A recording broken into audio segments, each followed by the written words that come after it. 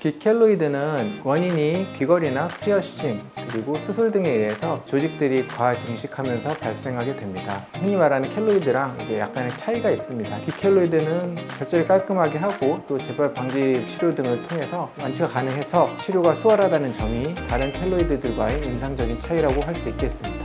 안녕하세요. 오늘은 기켈로이드에 대해서 간단하게 다뤄보는 시간을 가지도록 하겠습니다. 기켈로이드는 원인이 귀걸이나 피어싱, 그리고 수술 등에 의해서 조직들이 과증식하면서 발생하게 됩니다. 기켈로이드는 비후성 반응이라든가 다른 가슴 등에 생기는 흔히 말하는 켈로이드랑 이게 약간의 차이가 있습니다. 임상적으로 차이가 있는데, 일단은 첫 번째로는 켈로이드들이 흉터선을 넘어가지고 커진다고 하는데, 기켈로이드는 다른 켈로이드보다도 끊임없이 커지는 경향이 있고, 또 반면에 임상적으로 켈로이드가 치료가 굉장히 다 어렵다고 하는데, 기켈로이드는 절제를 깔끔하게 하고 또 재발 방지 치료 등을 통해서 완치가 가능해서 치료가 수월하다는 점이 다른 켈로이드들과의 임상적인 차이라고 할 수 있겠습니다.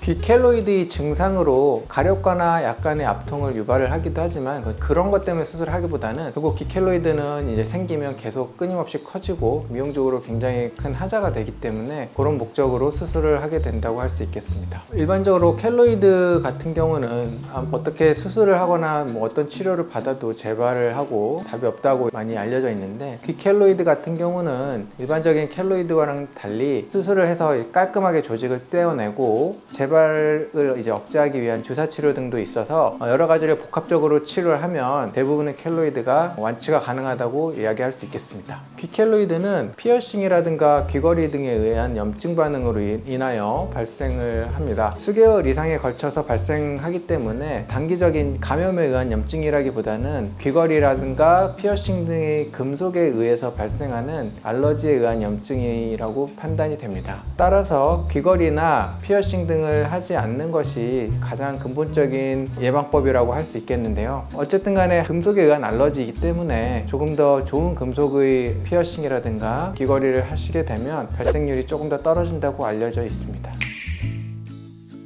치료 방법은 간단하고 작은 것들은 주사 치료를 하게 되고, 어느 정도 크기가 이상이 되면 수술적 치료를 하게 됩니다. 사진에서 증례를 몇 가지를 보여드리겠습니다. 보시면 이렇게 조금 올라와 있는 정도의 기켈로이드는 주사 치료만 하더라도 완치가 가능한 경우가 많이 있습니다. 그리고 수술적 치료를 하게 되는 데 있어서는 고려해야 되는 것들이, 이것을 완전히 제거할 것인가 아니면 결손 부위가 생기기 때문에 기켈로이드를 남겨야 될 것인가에 대해서 많은 논란이 있었는데요. 저 같은 경우는 완전히 다 제거를 하고 그 다음에 재건 방법을 생각해야 된다고 생각합니다. 먼저 귓바퀴에 있는 켈로이드 같은 경우는 연골 조직을 그렇게 크게 침범하거나 하지 않기 때문에 본래 있던 연골만 이렇게 잘 보존을 해주면 재건에 있어서는 큰 문제가 되지 않는 경우가 많습니다. 하지만 귓볼을 침범하는 켈로이드 같은 경우에는 귓볼이 연부 조직인데 거기에 켈로이드가 있게 되기 때문에 켈로이드를 완전히 다 제거를 하면 귓볼이 많이 작아지는 경우가 많습니다. 그래도 켈로이드를 다 제거를 하게 되고요. 그 다음에 이제 귓볼이 너무 작거나 하면 귓볼을 이제 확장하는 성형 방법이라든가 그런 것을 통해서 그 다음 단계의 수술을 고려해서 재건을 진행을 하게 됩니다. 이렇게 귓바퀴에 이렇게 켈로이드가 있는 경우는 어떻게 침범을 해도 그 안에 귓바퀴 연골 자체는 보존이 되어 있습니다. 그걸 잘 찾아서 박리를 해가지고 재건을 해주게 되면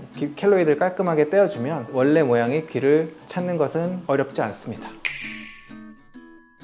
기켈로이드는 결국 계속 커지고 방치하면 방치할수록 결국 안 좋은 결과를 유발할 수밖에 없습니다. 수술의 규모도 커질 수밖에 없게 되고, 아무래도 흉터도 제거를 하려면 더 길게 절개를 해야 되고, 어쨌든 완치를 하게 되지만 그 과정에서 재발을 해서 주사 치료를 한다든가 그런 과정들이 더 복잡하게 될 수밖에 없습니다. 마치 이빨이 썩었을 때 무조건 치과에 빨리 가서 빠른 치료를 해야 되는 것처럼 기켈로이드도 비슷한 경우라고 이야기를 할 수 있겠습니다. 따라서 기켈로이드가 있으시면 최대한 빨리 병원에 가셔서 주사 치료로 끝낼 수 있으면 그렇게 하시는 게 제일 좋고요. 수술적 치료를 해야 된다면 최대한 빠른 시일 내에 빠른 치료를 하는 것이 최종적으로 더 좋은 결과를 유발하는 것을 꼭 명심해 주셨으면 좋겠습니다. 이상으로 기켈로이드에 대해서 간략하게 알아보았습니다. 감사합니다.